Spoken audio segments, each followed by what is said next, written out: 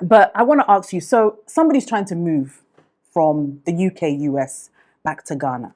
How is your mindset supposed to be? What are you supposed to think of when you're coming back home to Ghana? As Africans, we've been programmed not to value what we have. And we don't even trust our own people. The first thing you hear is, when I'm going to Ghana, our leaders are corrupt. The system does not work. You can't trust Ghanaians. Now, before you can come and go through the process, you should work on that. You should actually repair that misunderstanding. If you're moving from England to America, there are a lot of these questions you won't ask.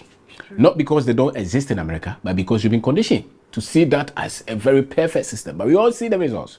And so if you're coming, you must have a higher sense of mission. Not only for your comfort and not to come and help us. You are not coming to save us because somebody taught us that we have to be saved. So if you come with that disposition, you'll find it difficult. Because then anything that we do which you don't like, you give up on us. Kwabena, just, before you continue, somebody's living in the UK, Yes, has been sending money to their family member, yes, in Ghana to build. Yes, They come home, yes, and it hasn't been built. Yeah. What do you say to that? I'm a builder. We develop apartments. Building is beyond just sending money. Okay. You send money to the person, does he have the expertise? Even if he understands building, does he have the operational understanding? Can he manage the boys that he's working with? And so you sending money to your brother or your sister, it's a technical work. You don't need to just send it to somebody who's just sitting somewhere doing nothing. Maybe you test them with 1,000 cedis, 10,000 cedis, you send them somewhere they are truthful. Then you can send them 100,000 cedis to do something for you. So many people go through this because they have not tested. Just because it's your family does not mean that he's honest. And just because he's dishonest, it's not because he's in Ghana. So that understanding that I tried them and they failed, it's because you didn't do much of the work yourself. You didn't build a relationship. You didn't understand the expertise of the person. So I'll give an example. There was somebody that was building. He had a contractor. The contractor said for 13 meters, it's going to cost 35,000 Ghana. He sent the money. Eventually, he came back to Ghana and went to the ECG himself and asked, how much is the electricity meters? And they said it was 15,000 Ghana. These are happening on a constant basis because people feel that, brochure, so they have the money. How do we correct that? I think value systems are built in people.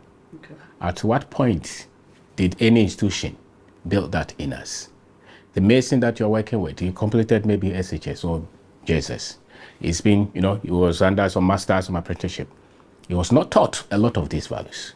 Now, don't forget that the family, before these other guys came, the colonization and all those, the family was in charge of educating us. Now, they push us through school.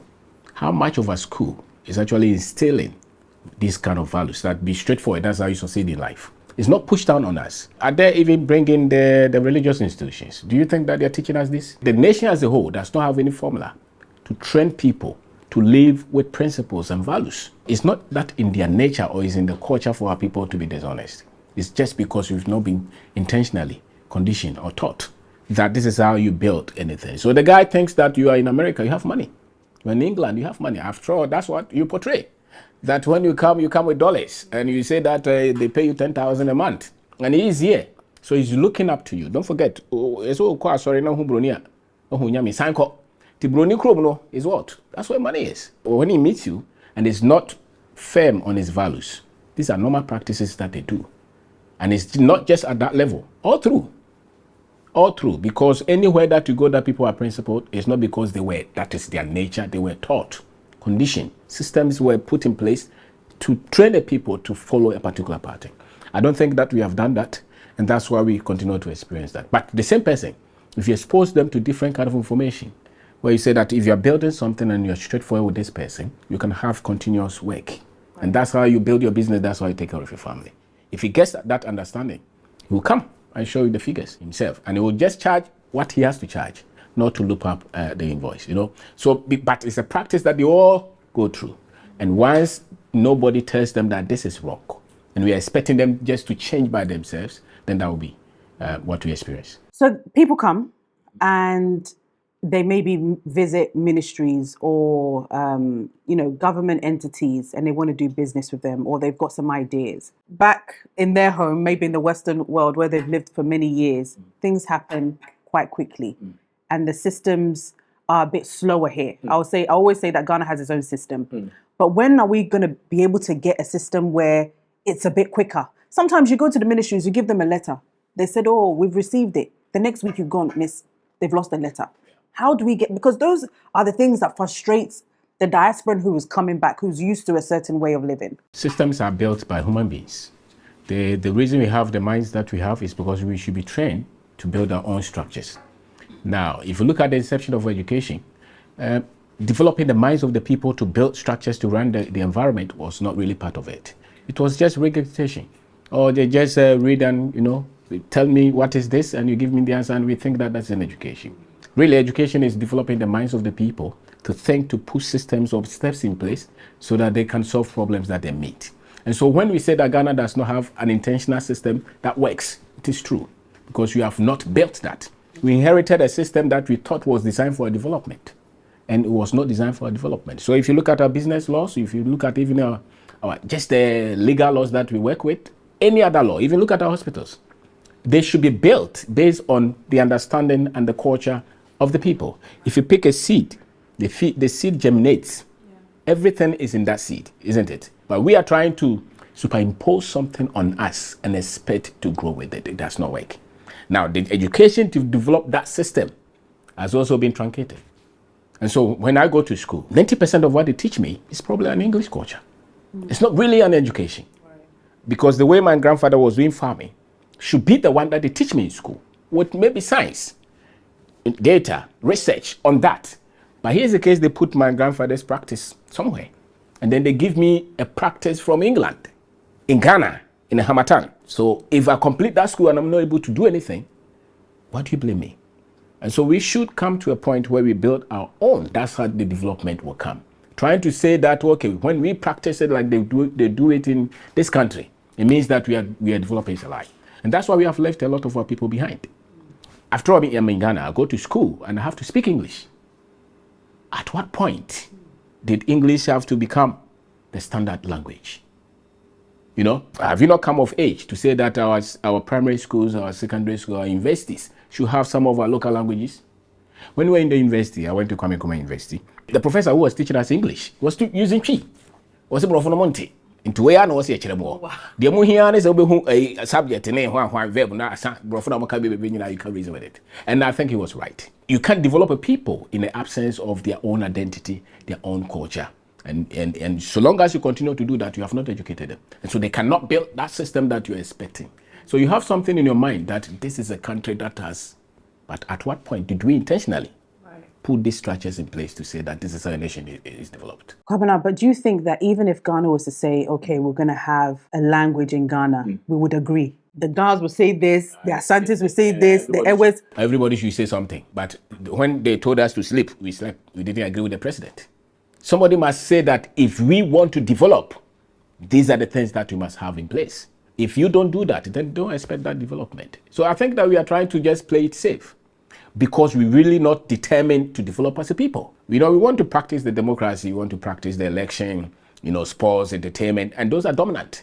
But innovation, industry, business, wealth creation, those things we are not intentional. Because for you to be intentional about it, it means that you must develop a people who have confidence in themselves and they can innovate upon what they have and what they know. So you've written a book on perspective, how to develop the mindset to start and build your business. Let's dive into a little bit of that.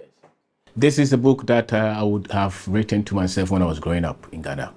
And this book I talk about, you're going through engineering education. There's not much about business or finance or how to create anything.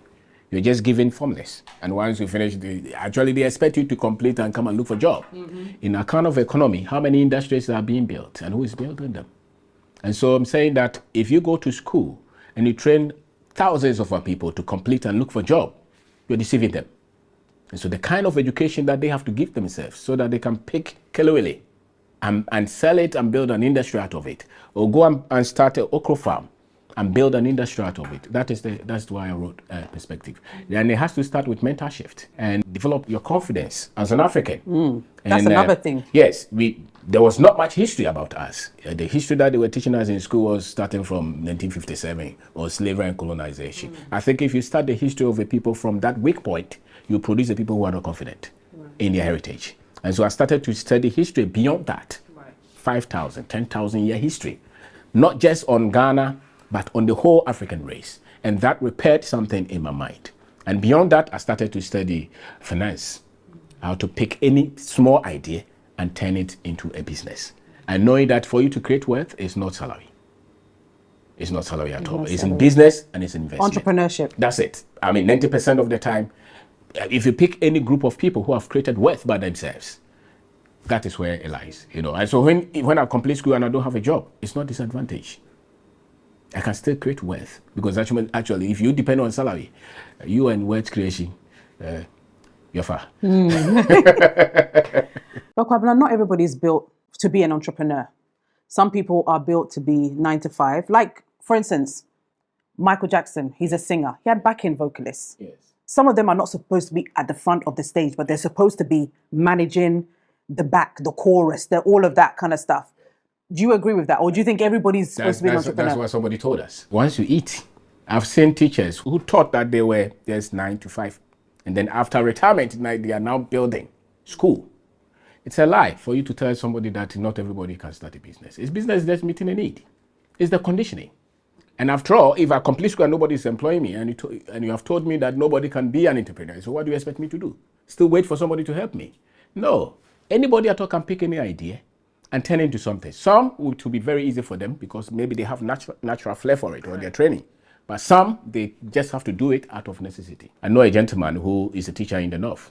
Says that I've taught for 15 years. When I started listening to you, something sparked in my mind. And now I have mobile money joint. He's a teacher. Okay. And now he's farming. And he's gone to DJ in a radio station as well. And says that my finances have changed. If you want to change your finances, let's be fair with our people. The salary that we pay cannot build anybody to be financially free.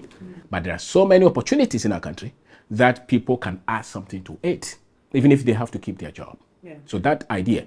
Okay, I understand that. But then, so if everybody's an entrepreneur, who's going to do the work? That should not be a problem. Because not everybody will be anyway. But everybody has that potential to build something, especially those who want financial freedom. So I think that you can work, just like the Roman father is working, the work of God for the country. I think that if you have salary, it's actually you're rendering a service to the nation. By hoping that your salary will make you financially free or wealthy, I think that you know it. Yeah. So what would you say are some of the opportunities? In Ghana, everywhere you go. Everywhere you go. If you look at the land that we have, it's very easy to acquire land and do some bit of commercial farming. Is it easy to acquire land? Farmland. Farmland. Not Accra.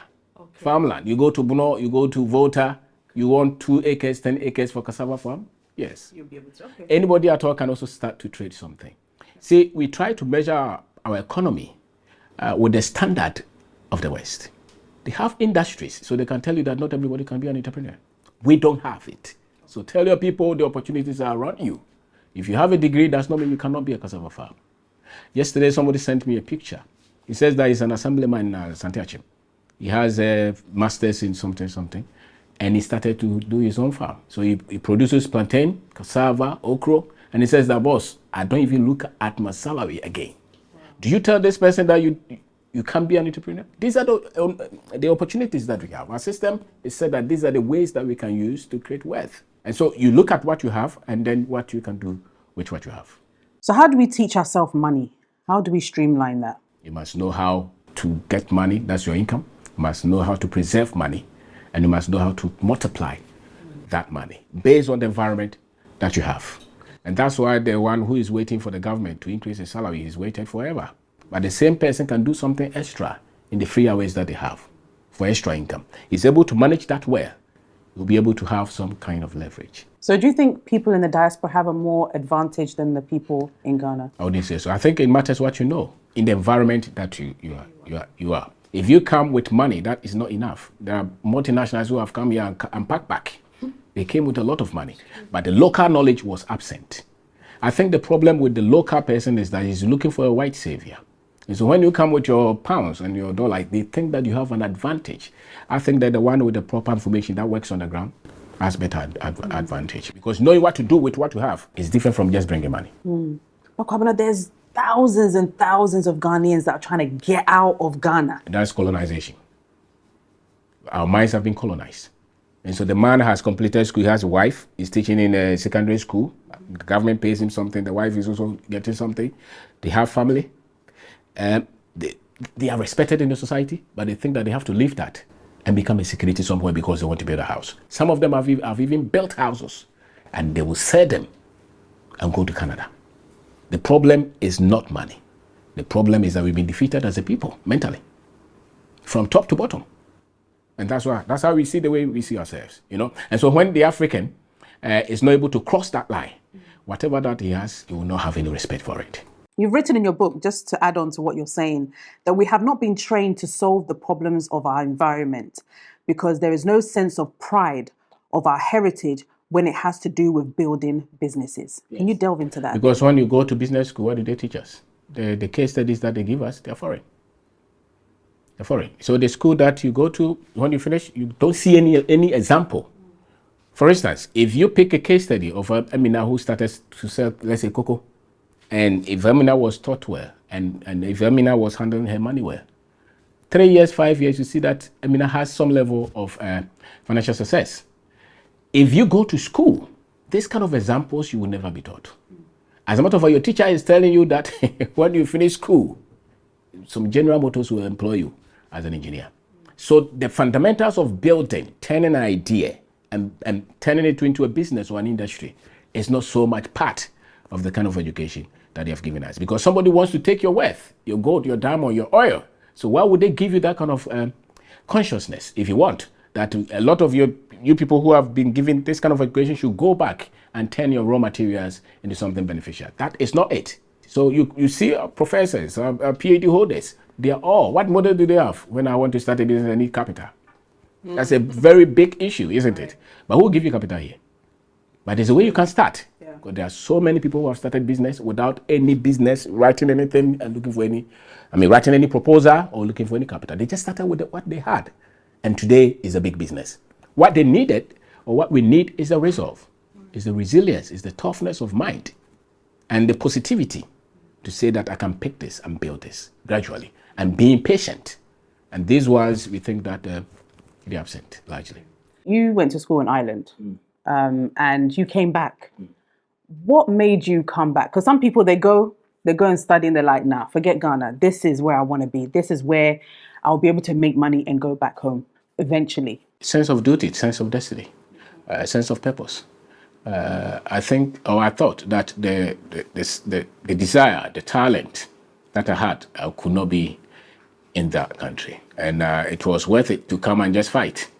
If you don't win, what do you lose? You make a lot of decisions based on what you know. My knowledge on our history as an African, my financial knowledge, my business sense, even my engineering education, the way I'm able to think differently. Those things, if you put them together, there's no way I would choose that kind of life, you know, and it's paid off. Overcoming challenges. Yes. We've mentioned some of the challenges. How do we overcome these challenges as entrepreneurs, as people that want to move to Ghana? The only way you get up is, or you go up, is to solve problems.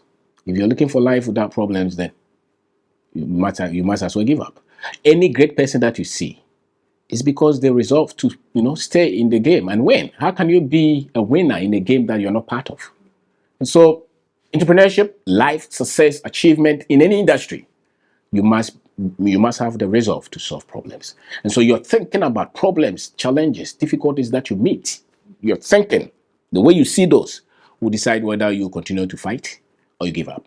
If you think that every trouble, that's not worth it, or it's a demon somewhere that is chasing you, or it's because Ghana's government is not working and the system does not work, then you give up at any little challenge. Those things can frustrate us maybe just one day, but the next day we look at the bigger picture, because it's not just about us, but it's about our people. Some people have come and they've said, Denta, I want to come and help. You mentioned that. You said it shouldn't be come and help. No. We don't want that. So what do we want? If you take care of your mother, is it help? It's a duty. Yeah. It's a responsibility. I think that should be it. Okay. Don't come thinking that you are coming to civilize us. Some people say that, exposure. What do you call exposure? We have had a lot of these guys who have gone to all schools, handling our institutions. Why are they not working? If that is an exposure that is needed, Who are handling our economy? The institutions that we complain. The institutions that have been run after independence, I can say that 90% of them didn't school in Ghana. So if you complain that these systems don't work, then what is the exposure? So I think that it's more than that. Okay. It's more than that. It's the people who understand the problem that they're dealing with and having the capacity to change them. But a lot of people in the diaspora also bringing back skill. Yeah. Right? Yes. So how do we integrate that skill back into Ghana? The skill you bring should transform, not the top. And I think that a lot of the people from the diaspora, they come, they look at the 1% at the top. And then the majority of our people are not. They sell something, who is it for? They are not looking at the Akosiamans are selling at the market. No. As a matter of fact, the language, the packaging, the international standard, they are so much obsessed with that than transforming the fundamentals of the lives of our people. I think that if you come, you should look at the bigger picture, which is a transformation of our people. So if you're developing something and you're just looking at airport hills, ANC more, nothing will change. Yes, so we still be very miserable people because then you're just, very, very simple. Top, no. I think that if you are changing us, it should be from the bottom. Okay. It should be from the bottom. The bottom 50, 40% must feel the expertise or the skills that you say you have brought. So let's say you are bringing finance. Don't just look at the guy who is packaging very nice and sending to New York. No. Develop something that can go to a village. Then we are transforming the country. Okay. But I think the diasporans are so much hooked on what the white people like than what many of us can benefit from. Let's talk about real estate, because I know you're into real estate as well. And there's a lot of people coming into the real estate industry now. Do you think it's overcrowded? Are we concentrating just on the 1% that you're speaking about? Yes, that's why. What are the trends? That one is full. Okay. You are building a 2-bedroom apartment, is $3,000 a month. That's not the market that we look at. We look at the 3,000 cedis a month. Average finishing is always full. Wow. Yes, and we are not building with loans or with debt. No, we build with what we have. So there's not much bedding. But if you are charging in dollar now, the dollar is almost 16. How many people can afford that if you're charging $5,000 a month? So I think that it's still very loose, very open, but it depends on where you're paying attention to. So if you come, pay attention to the 2-bedroom, the 3-bedroom, and the 1-bedroom for a national service person, for a market woman, for a young man who's trying to start something, who can only pay 2,000 cedis a month. And do you think we're concentrating too much on Accra? Is there opportunities outside? Everywhere there's opportunity. We have units in Kumasi. Okay. Yes, always full. And so, see, a lot of the people you call diaspora, they are obsessed with the very nice finishing. The average Ghanaian does not have the financing. So if he focuses on that, he can't develop anything. So I say that the real estate is very open. If you are building for the bottom or for the 50% or maybe even 70%, because what you focus on is just 1% of the people. So let's talk about financial intelligence for expats.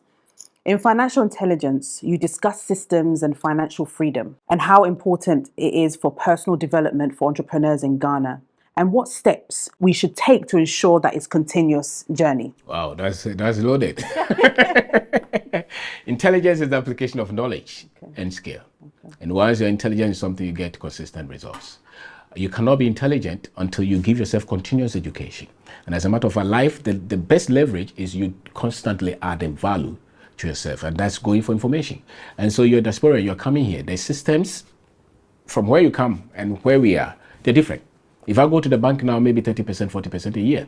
That's not what you use. No. That's right. And even if you come with some money to come and do development and you're charging in city, if you repatriate that money, you can't get your money back. And so you have to understand that there's separate economic systems.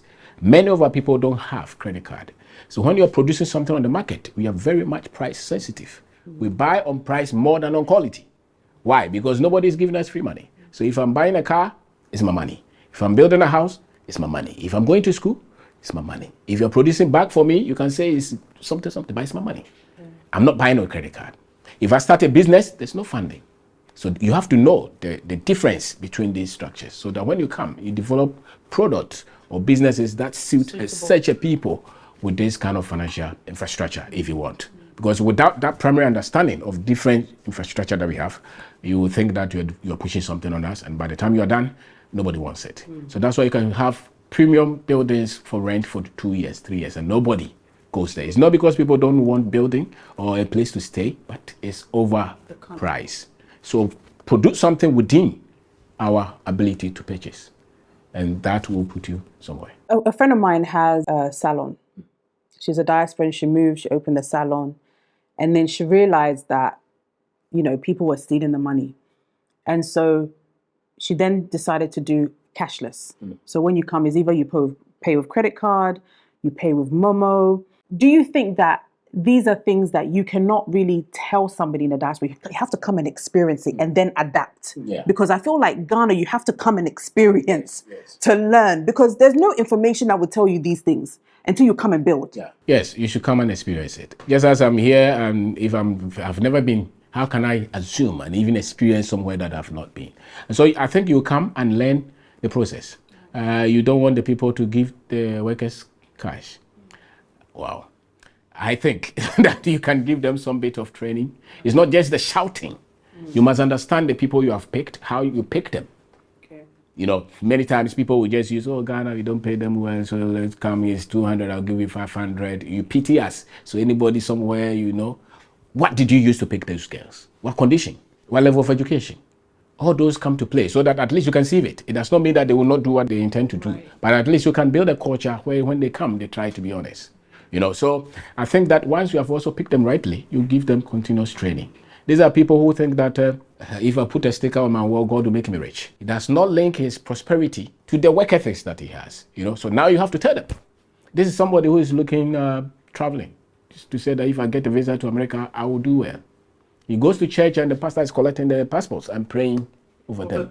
This is something that they're constantly thinking about. So what do you expect? Now you have to give them training and hope that you can get, let's say, 30% of them to be straightforward. Listen, I've had friends that have trained. What kind of training? And trained. What kind of training? And trained. Yes, what kind of but training? Still. No, what kind of training? I'm talking about training as in having people come to speak to them. Yes. And going for seminars and stuff like that. What kind of training is key to me?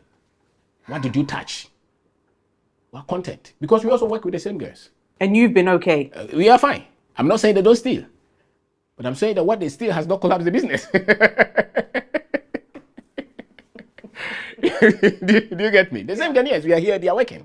Okay. So what kind of training are you giving them? What kind of confidence do you repose in them? Do you suspect all of them to be thieves? Who will live out to be good if you suspect him or her to be a thief already?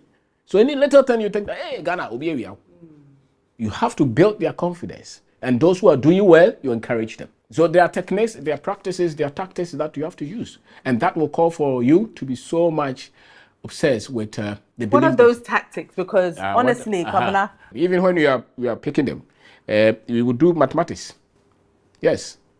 Yeah. You said you finished SSS. And so 2,000 plus 3,000 is what? Okay. Your level of critical thinking can be proven. And then if you're over religious, that's a red flag. Really? Yes, that's a red flag. Yeah. You have to train, you have to use your head. The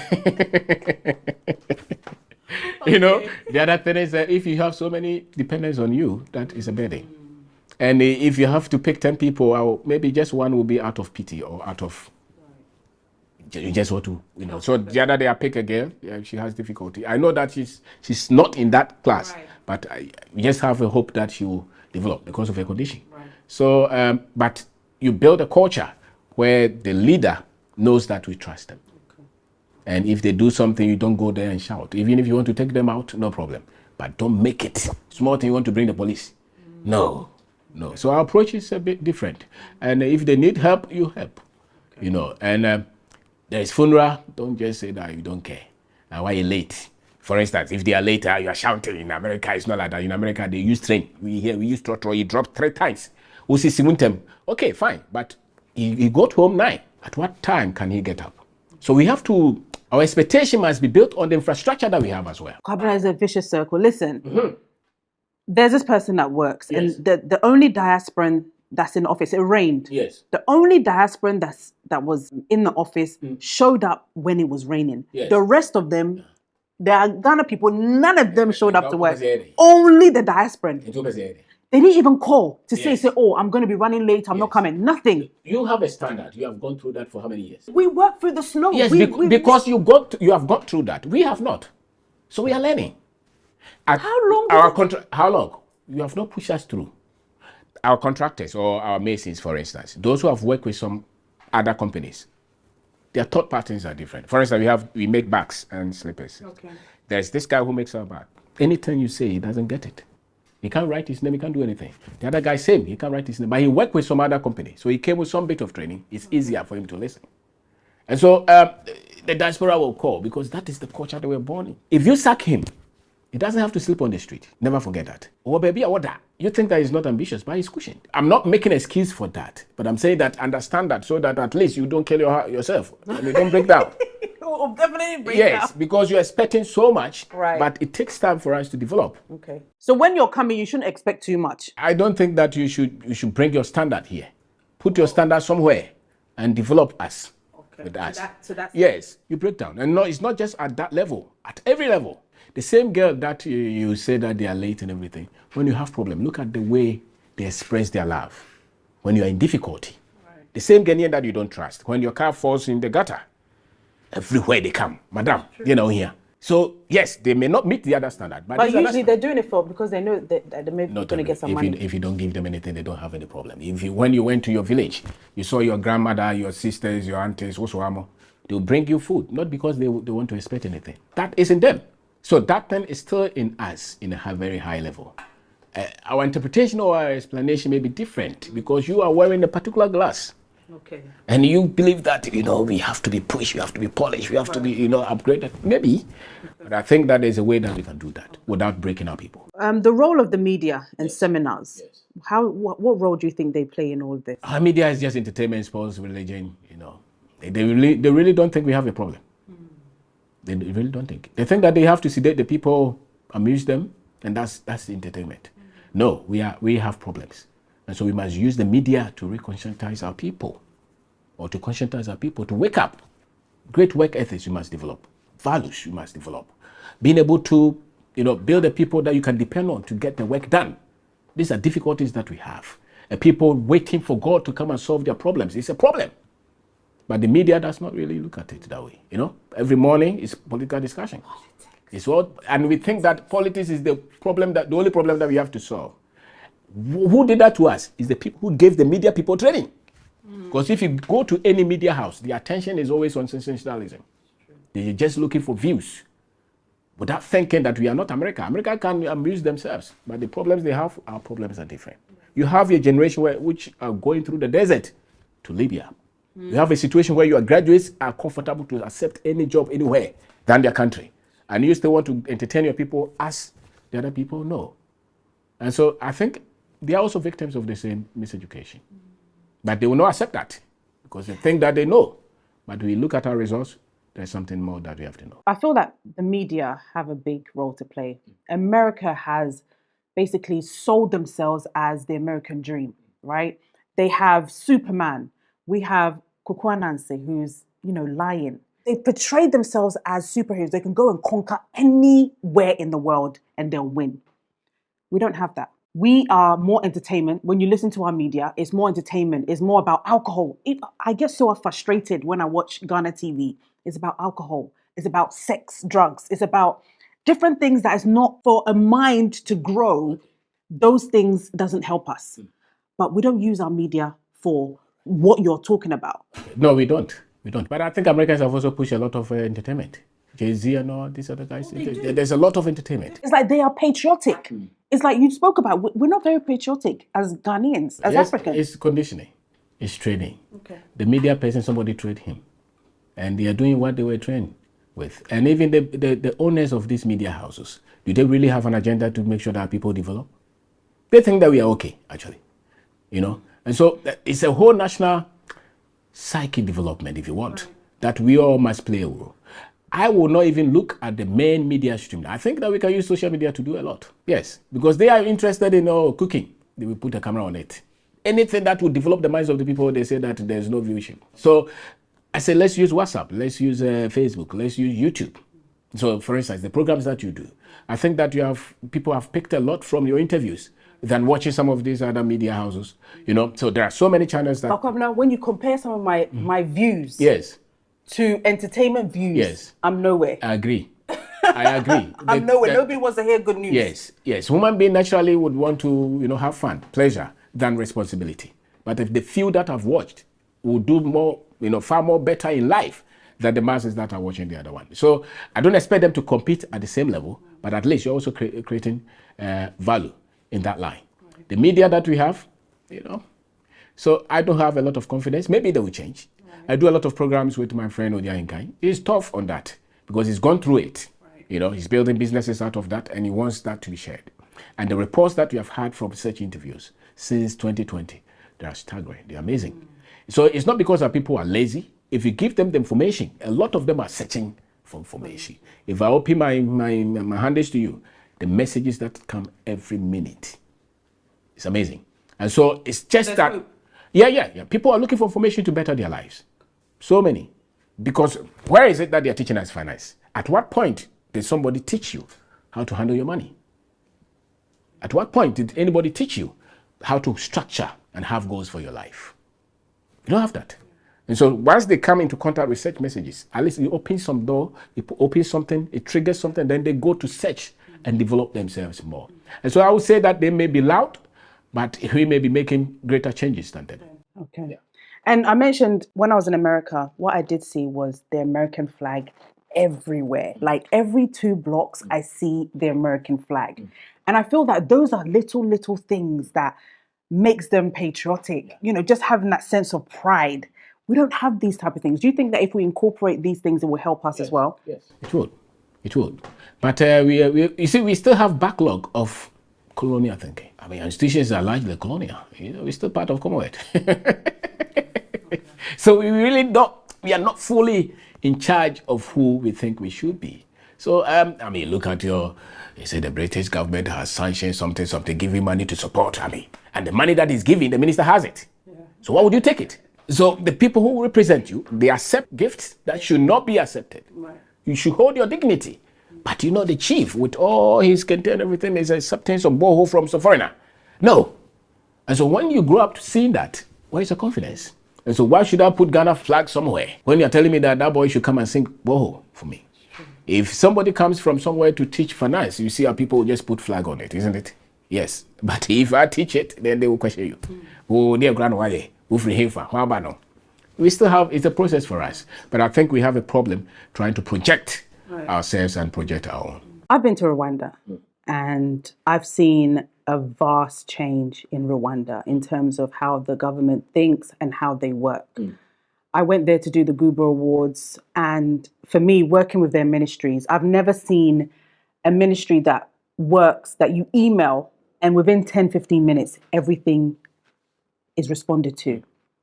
Do you see Ghana getting to that stage at some point? And how many years do you think we've got to go to get there? President Kagame was a vice for his years, and he's been a president over, I think, 20 years or so. Yeah. He's had experience. I think he has good heart, and I think he has brains as well. He has full commitment to the development of his people. I think what we have here, we have a long way to have that kind of leadership. And don't forget that they also went through a lot of tough time. And that, I think, has also contributed to where they are now. The number of people, even the kind of politics that they practice. The President Mama and Vice President, they are going to fight, isn't it? This end of the year, every 4 years. You don't have money to build schools and hospitals, but you have money to organize elections. So the attention is more on practicing the elections and the politics than the development. I think that their mind is on developing the people than practicing the elections. And that's the difference between Ghana and maybe Rwanda or Nigeria and Rwanda. Nigeria and Ghana, they are in the same soup. They are more interested. It's the same jollof rice. Yes, they say. So maybe a shift will come. Okay. A shift will come. So there's a family from the UK. The mother's a nurse and the father's an engineer. They've got 4 children and they're coming back to Ghana. How do you balance? What type of ideas, what kind of things can you do when coming back home to Ghana? A source of income is key. Okay. So you must establish source of income. So that when you come, you are not under pressure, to live. I think that if, let's say your family... Source of income in the US or source of established when you're here. Here, okay. Whichever mechanism that you use, maybe before you even come. Okay. There's a way that you can... Some people have built houses that they rent or converted some of their houses to rent, or built some farm or a shop. Or some people are making money over the internet. Whichever way, so that you have source of income. Income is key. Okay. So you shouldn't come if you haven't done that? No, you should. So what are you going to live on? Because once you run out of money, then you say that here is crazy. But really, it's not crazy. It's just that you run out of money. So, and I think that when you come, just go at the level. Just be like us. Don't treat yourself so special, because maybe... Take trotro or... Yes, what is wrong with that? We all take trotro. Okay. You are not so special. That's the problem. You get, when you went there, you got into the culture. Right. When you come here, don't separate yourself from the culture. Why do you think it's easy for us to adapt when we go elsewhere, but it's hard for us to adapt? Because you embrace the white culture easily, and you think that that is the standard. But I think if you came, you don't have a lot of money, but you have gone to East Legon to rent $2,000. Meanwhile, you can go to Achimota and get 2,000 cedis a month. You save so much. So I think that just go to the minimum until your finances are raised, and don't think that you're too special and you're different from us. Especially those of you who were born here and now you have gone somewhere 10 years, now you come, you don't even understand anything that you do. No. So just get the barest minimum and have control over the finances. Because I think that what will move people back easily is when they live beyond their means. And don't let anything frustrate you. And remember, at least nobody is knifing anybody here. So that's a balance. So let's see the positives in what we have. Your children, let them get them to a place where they can even learn the language. Let them adapt to them, because there's a lot of worth in that. Don't just separate them and say they speak British, so I don't want them to lose the accent. Some people have the accent, they still sleep in under the bridge. So it's not the accent, it's the intelligence that they come with. So have a plan and develop your children to embrace who they are. Let's go through some of these books that people can get. So we spoke about the perspective. Yes. Resilience. Can you talk a little bit about the resilience book? You have to be tough. You have to be tough. You have to be tough. You have to connect with the God within you. And that's your sense of mission, your sense of purpose. And that's why when you come, you will not give up because you have a reason. And Nkrumah could not give up because he had a sense of purpose. I want liberation for my people. And it didn't matter whether I go to prison or they want to kill me. He had a higher sense of purpose. So when you come and you are coming for comfort and fun, then you give up at the slightest opposition. So resilience is connected to sense of purpose. Unlimited opportunity. Yes. Yes, in Ghana, everywhere. Everywhere. The problem is that the people are blind in the mind. Right, you can't see it. You can't see it. And the Chinese are seeing it, the Indians are seeing it. That's why when you sack them, they don't want to go. They are here. And then people want to become laborers somewhere. Self-investment, how important is it to invest without you putting value on yourself, getting knowledge, and you rely on your certificate? That's not it. You only create, or you can always create the life that you desire to be great when you invest in yourself. Financial intelligence. Yes. You must have that. It's skill, it's precision, it's knowledge, it's a mindset. Because when people say, like, I'm earning 3,000 Ghana cedi, but they're unable to save for their rent the next year.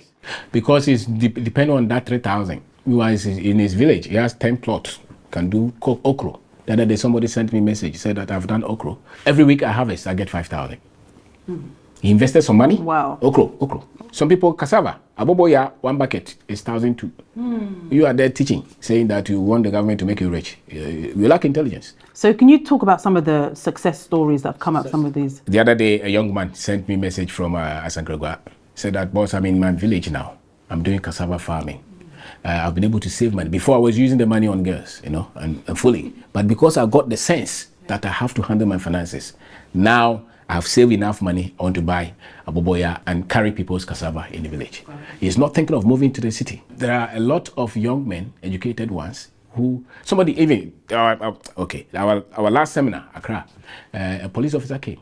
Says that when I started listening to you, I started to take charge of my finances. Now I don't depend on my salary. I've invested money in few things. But before, I would just cut anything for money. Now, I fight them. It's because the information. I tell you that in terms of information, we are malnourished. The critical information that develops people to become personalities is not on the street.